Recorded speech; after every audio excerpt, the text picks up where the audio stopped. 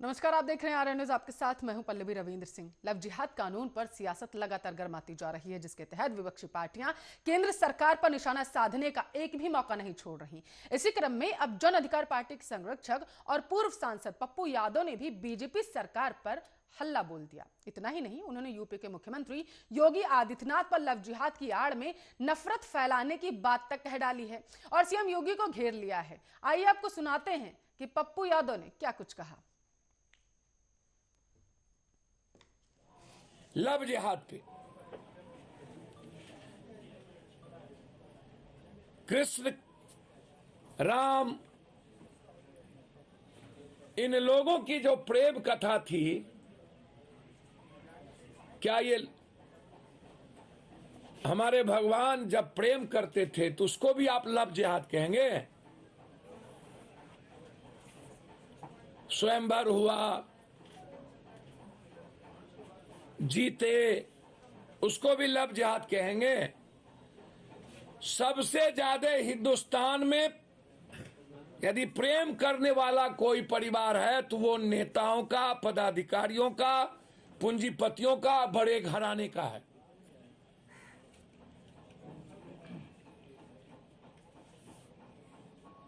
आप लव जिहाद कानून बनाइए कि क्या कीजिए, उस पे पप्पू यादव का कोई मतलब नहीं, लेकिन लव जिहाद के आड़ में आप नफरत पैदा करिए, इसके खिलाफ है। दो व्यक्ति के आजादी और उसकी जिंदगी पर आप नफरत पैदा नहीं कर सकते, और कर सकते हैं तो पहले जितने नेताओं के घर में प्रेम विवाह हुआ है, सबसे पहले केस उस पे करिए।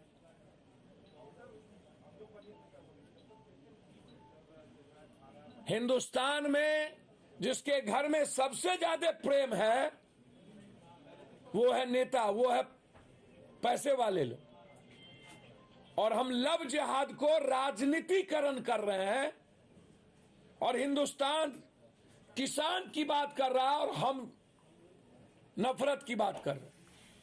तो लव जिहाद के खिलाफ जन अधिकार पार्टी कंप्लीट रूप से उस कानून के खिलाफ है जो कानून दो दिलों को भी, दो जिंदगी को भी जीने का राइट छीनता है। उस कानून के खिलाफ पप्पू यादव। तो आपको बता दें, सीधे तौर पर यहां पर विपक्षी पार्टियां बीजेपी को घेरने की कोशिश कर रही हैं। जाप के संरक्षक पप्पू यादव ने सीधे तौर पर सूबे के मुख्यमंत्री, उत्तर प्रदेश के मुख्यमंत्री योगी आदित्यनाथ को घेरने की कोशिश की। उन्होंने कहा कि जो लव जिहाद पर कानून, काला कानून लेकर के योगी आदित्यनाथ सबसे पहले आ चुके हैं, ये कहीं ना कहीं दो दिलों को अलग करने वाला कानून है। यहां पर आपको बता दें कि जो कानून उत्तर प्रदेश में लागू किया गया है वो गैर कानूनी धर्मांतरण विधेयक 2020 है।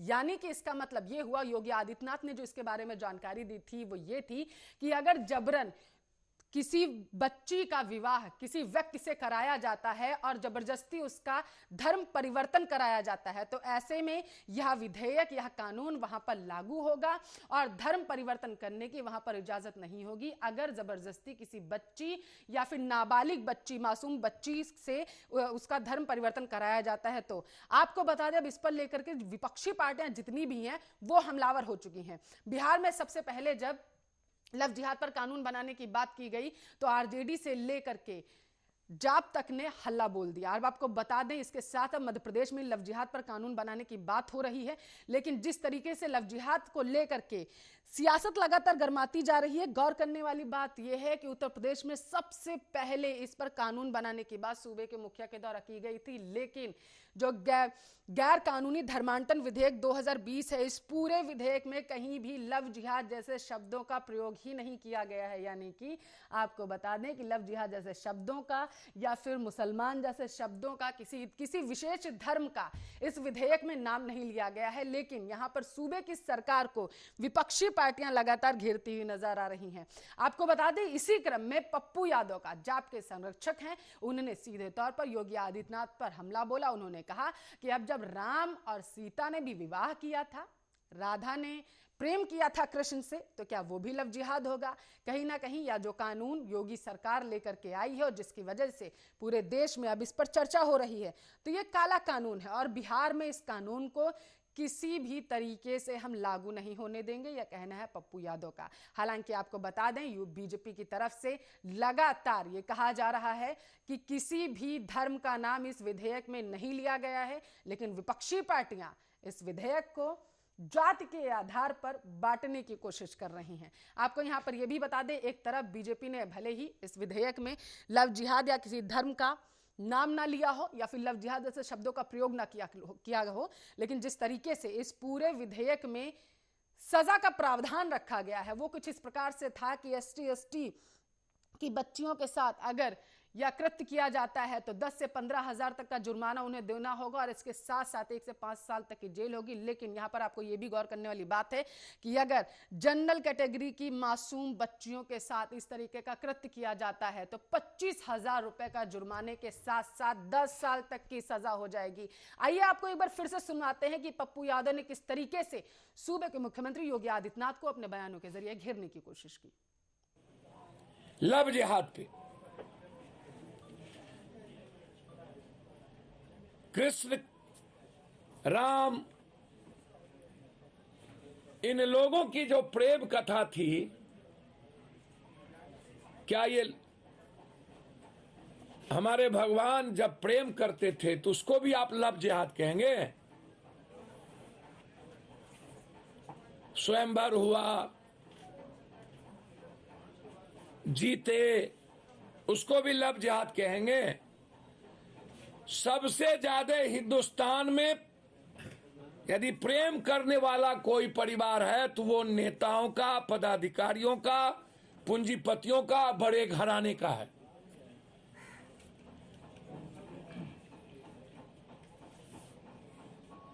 आप लव जिहाद कानून बनाइए कि क्या कीजिए, उस पे पप्पू यादव का कोई मतलब नहीं, लेकिन लव जिहाद के आड़ में आप नफरत पैदा करिए, इसके खिलाफ है। दो व्यक्ति के आजादी और उसकी जिंदगी पर आप नफरत पैदा नहीं कर सकते, और कर सकते हैं तो पहले जितने नेताओं के घर में प्रेम विवाह हुआ है सबसे पहले केस उस पे करिए।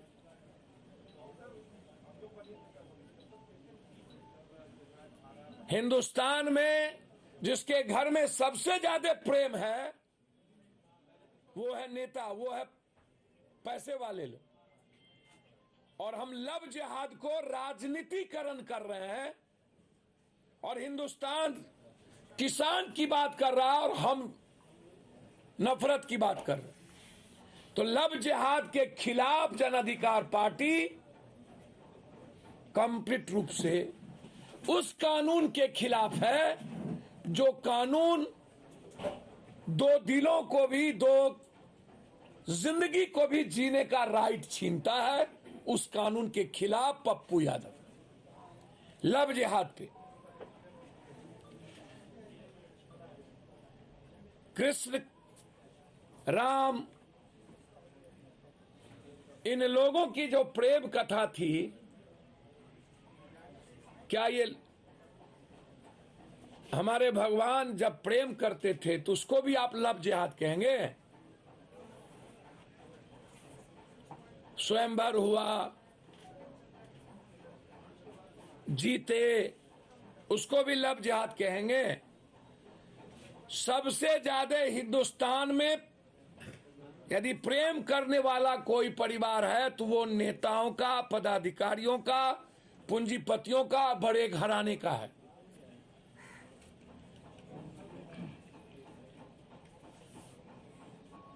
आप लव जिहाद कानून बनाइए कि क्या कीजिए, उस पे पप्पू यादव का कोई मतलब नहीं, लेकिन लव जिहाद के आड़ में आप नफरत पैदा करिए, इसके खिलाफ है। दो व्यक्ति के आजादी और उसकी जिंदगी पर आप नफरत पैदा नहीं कर सकते,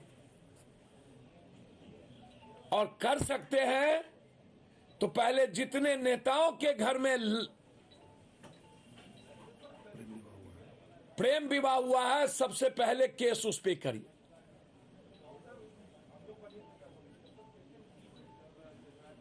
हिंदुस्तान में जिसके घर में सबसे ज्यादा प्रेम है वो है नेता, वो है पैसे वाले लोग। और हम लव जिहाद को राजनीतिकरण कर रहे हैं और हिंदुस्तान किसान की बात कर रहा है और हम नफरत की बात कर रहे हैं। तो लव जिहाद के खिलाफ जन अधिकार पार्टी कंप्लीट रूप से उस कानून के खिलाफ है जो कानून दो दिलों को भी, दो जिंदगी को भी जीने। ठीक है, तो पप्पू यादव को सुन रहे थे आप। नेहा शालिनी दुआ बीजेपी के प्रवक्ता हैं, हमारे साथ लाइव जुड़ चुके हैं। नेहा जी, स्वागत है आर्या न्यूज पर। धन्यवाद पल्लवी। ठीक है, किस तरीके से देख रही हैं आप? पप्पू यादव ने सीधे तौर पर कह दिया है कि आप लोग धर्म के नाम पर जिस तरीके से लव जिहाद का कानून आप लोग लेकर आए हैं तो लोगों में नफरत फैला रहे हैं, क्या कहेंगी? मुझे वैसे अभी जो मैंने उनकी स्टेटमेंट पप्पू यादव जी की सुनी है, जिसमें एक ही लाइन को मेरे ख्याल से 40-50 बार रिपीट करी जा रहे थे, दो दिलों को अलग कर रहे हैं आप कानून लाइए लव जिहाद पे, लेकिन दो दिलों को अलग करेंगे। मुझे तो लग रहा है कि उनका मानसिक संतुलन ही ठीक नहीं था, क्योंकि वो अपनी बात को ठीक तरह रख ही नहीं पा रहे थे कि लव जिहाद के खिलाफ भी बात कर रहे हैं और एक तरफ कह रहे हैं ऐसे कानून लाइए, हम उसके खिलाफ नहीं है। तो पहले तो वो अपना तय कर लें वो किसके खिलाफ है और किसके खिलाफ नहीं है। दूसरा, आगे मैं ये कहूंगी कि लव जिहाद जो है, जिसका उन्होंने दुहाई देके हमारे देवी देवताओं के बारे में बोला कि कृष्ण, श्री राम स्वयंवर होते थे, तो पप्पू यादव जी, भाई साहब, एक बात मैं आपको ध्यान में लाना चाहूंगी कि ये जो है, ये अपनी आइडेंटिटी छुपा के श्री राम ने विवाह नहीं किया, कृष्ण ने विवाह अपनी आइडेंटिटी छुपा के नहीं किया। तो ये लव जिहाद कैसे हुआ? ये तो सीधा साधा लव हुआ, प्यार का मामला है। और हम अभी भी कह रहे हैं, दो प्यार करने वाले, उनको हमारा कोई टारगेट नहीं है कि हम उनको अलग करें। हमारा मकसद है जो प्यार की आड़ में अपने धर्म को छुपाकर दूसरा धर्म बताकर शादी करते हैं और जब लड़की अच्छी तरह फंस जाती है उसके बाद अपने धर्म को सामने लाते हैं, सॉरी हम तो इस धर्म के थे, तब तक लड़की पूरी तरह अंदर मतलब प्यार में जा चुकी होती है, उसके बाद कोई विकल्प नहीं बचता। लोगों से निजात पाने के लिए, लड़कियों को, ऐसी लड़कियों को रक्षा करने के लिए ये कानून पास किया गया है। और इसमें ये कहा ही नहीं गया कि हिंदू और मुस्लिम लड़का लड़की शादी नहीं कर सकते। इसमें सिर्फ ये है, 1 महीना पहले आपको नोटिफिकेशन देना होगा कोर्ट में। तो इसमें गलत क्या है? आप मुझे गलत बस बता दीजिए। हमने मना थोड़ा ना किया कि आप शादी मत करो, पर आप सही मायने में जो हो उसमें बता के शादी करो। अगर मेरा नाम नेहा है तो मैं नेहा बता के शादी करूंगी। अगर मेरा नाम कुछ और है तो ये तो मेरी गलती नहीं, मैं आइडेंटिटी अपनी छुपा के किसी से शादी कर रही हूँ, शादी के बाद बता रही हूँ या शादी से 1 दिन पहले बता रही हूँ। भाई मैं ठीक है, जो आपके प्रवक्ता हैं हरेंद्र जी हमारे साथ फोन लाइन पर जुड़ चुके हैं। हरेंद्र जी, स्वागत है आर्या न्यूज पर। जी, किस तरीके से देख रहे हैं आप? नेहा शालिनी दुआ तो सीधे सीधे आरोप लगा रही हैं, आप लोग तो विधेयक ही नहीं समझे हैं। नेहा शालिनी जी क्या बोल रही हैं और क्या नहीं बोल रही हैं, क्योंकि यह जो शब्द है लव जिहाद, लव जिहाद शब्द जो है तो वो उन्हीं लोगों का लाया हुआ है। पहले ये शब्द होता कहाँ था? लव तो शब्द है प्यार, मोहब्बत, और उसके साथ एक अरबी शब्द को जोड़ दिया गया जिहाद। जिहाद का जो मतलब था उसको तो मतलब को ये लोग बदल दिए। और जहाँ तक बात है कि जबरदस्ती धर्म परिवर्तन कराना, ये गलत बात है। प्यार तो कर सकते हैं, हिंदू लड़का हो या मुस्लिम लड़की हो या दोनों धर्म अलग अलग है, प्यार कर सकते हैं, प्यार करना कोई गुनाह तो नहीं है।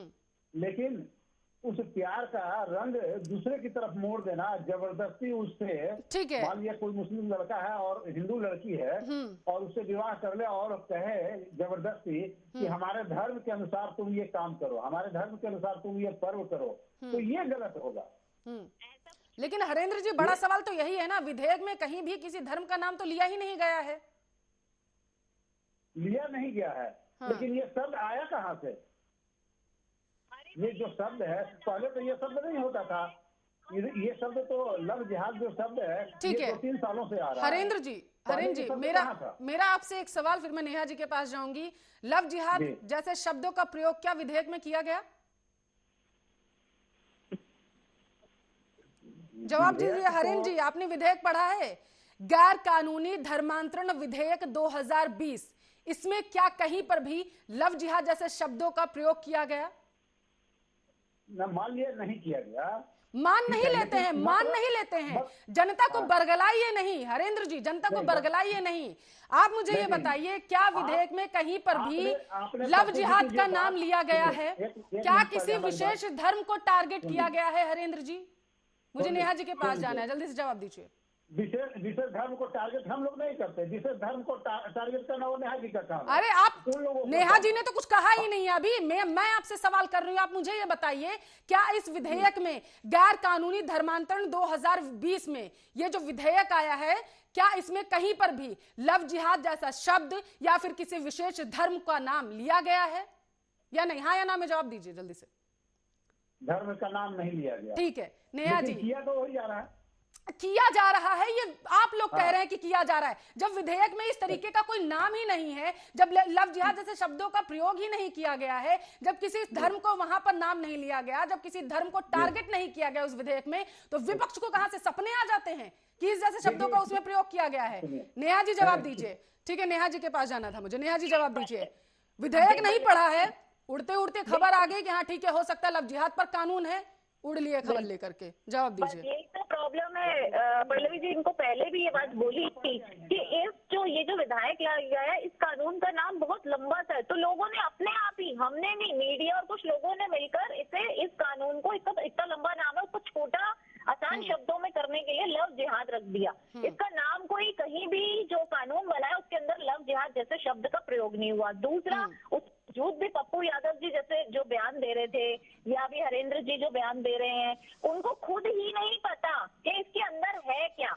तो जब आपको ही नहीं पता, बस आपको क्या कहते हैं, पार्टी के अगेंस्ट के भाजपा लेके आई है, तो इस विधायक को गलत ही होगा, हमें गलत ही कहना है, चाहे वो सही भी हो, हमें गलत ही कहना है, क्योंकि भाजपा इसे लेके आई है। ये प्रॉब्लम सिर्फ विपक्ष को ये है, उनको ये नहीं देखना। मैंने तभी कहा, दो लड़का लड़की जो भी शादी करना चाहते हैं, चाहे वो हिंदू है मुस्लिम है, उनको कोर्ट में 1 महीना पहले अपील देनी पड़ेगी और अपना रजिस्ट्रेशन कराना पड़ेगा। लड़के को बकायदा बताना होगा वो किस धर्म का है, लड़की को बताना होगा। इसमें गलत क्या है, आप मुझे बताइए। ये विधायक सिर्फ इसलिए लाया गया है, जो लड़के अभी पीछे क्या कहते हैं, हरियाणा में जो केस हुआ निकिता का, आपके सामने करना चाहता था, जब लड़की ने मना किया तो सरेआम उसके सर के बीचों बीच निकिता के गोली मार के उसकी हत्या कर दी गई। इसे आप कहां तक सही जायज मानते हैं?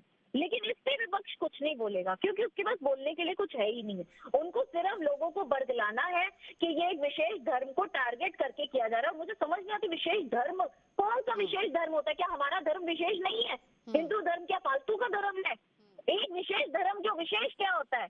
हमारा धर्म भी उतना ही पूजनीय जितना उनका है। हम सभी धर्मों का आदर करते हैं, लेकिन इसका मतलब ये नहीं कि हम अपने धर्म का निरादर करें। तो जो ये लोग दूसरे धर्म वालों को बरगलाना चाहते हैं, उनको भी समझना चाहिए कि कब तक ये उनको विशेष कह के उनका फायदा उठाएंगे। जो कांग्रेस उठाती आई है, सपा उठाती आई है, बसपा उठाती आई है, सभी उठाते हैं, सब राजनीतिक दल उठाते आए हैं।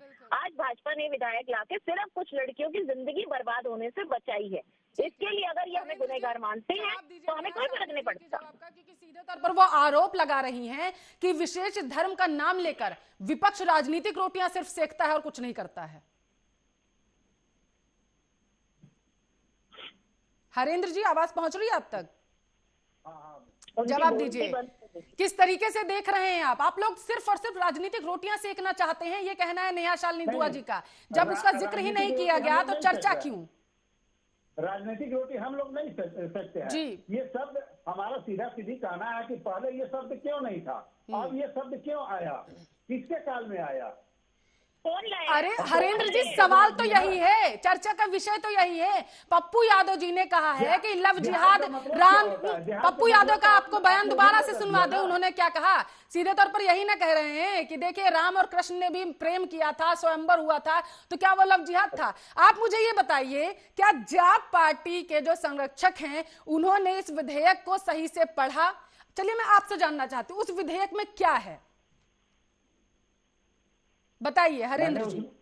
मैंने उस विधेयक को पढ़ा नहीं है, मैंने सिर्फ सुना है। व्हाट्सएप से जानकारी मिली होगी आपको, व्हाट्सएप वाला ज्ञान हरेंद्र जी काफी खतरनाक होता है। अब वहां पर जो चीजें वायरल होती है ना, वो सेहत के लिए और राजनीतिक करियर के लिए भी बड़ी हानिकारक हो जाती हैं। अब आप कह रहे हैं कि आपने, सुनिए, आपने पढ़ा ही नहीं है, फिर आप ये कैसे कह सकते हैं कि उस विधेयक में लव जिहाद जैसे शब्दों का प्रयोग किया गया है? उसमें यह कहा गया है, विधेयक का सिर्फ और सिर्फ मतलब यह है कि महिला को सुरक्षा दी जाए।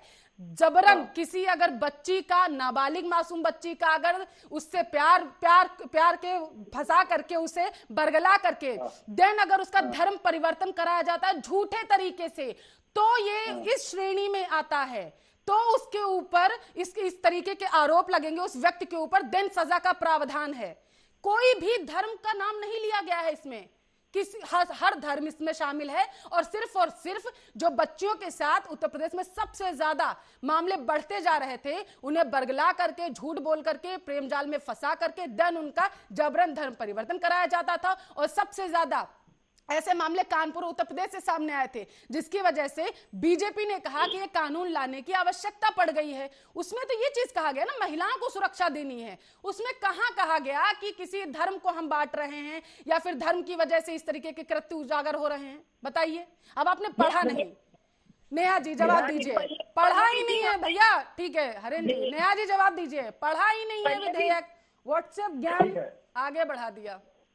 पल्लवी जी, यही तो मैं कह रही हूँ कि पढ़ा नहीं, और व्हाट्सएप पे जो र्यूमर्स हैं उसे देखिए ये पार्टी कैसे फैलाती है, ये विपक्ष पार्टियां, और इनका काम ही यही हो गया है कि किसी भी तरीके से बस लोगों को गुमराह करना है, हिंदू और मुस्लिम करके अपनी रोटियां सेकनी है और किसी तरीके से वोट लाने हैं। यहाँ ये नहीं देख रहे कि पक्ष के पार्टी का क्या उनका नहीं रोल है, क्या वो गुमराह नहीं करते हैं? हिंदू लड़कियां नहीं है, वो मुस्लिम लड़कियां भी हो सकती हैं। हमने कहीं लिखा नहीं वहाँ कि सिर्फ ये हिंदू लड़कियों के लिए है, कि उनकी सुरक्षा के लिए, ये मुस्लिम लड़कियों की सुरक्षा के लिए भी है, क्रिश्चियन लड़कियों की सुरक्षा के लिए भी है, ये सभी लड़कियों की सुरक्षा के लिए है कि जिनके साथ धोखे से शादी की जाती है। ऐसे बहुत सारी फ्रॉड केसेस होते हैं।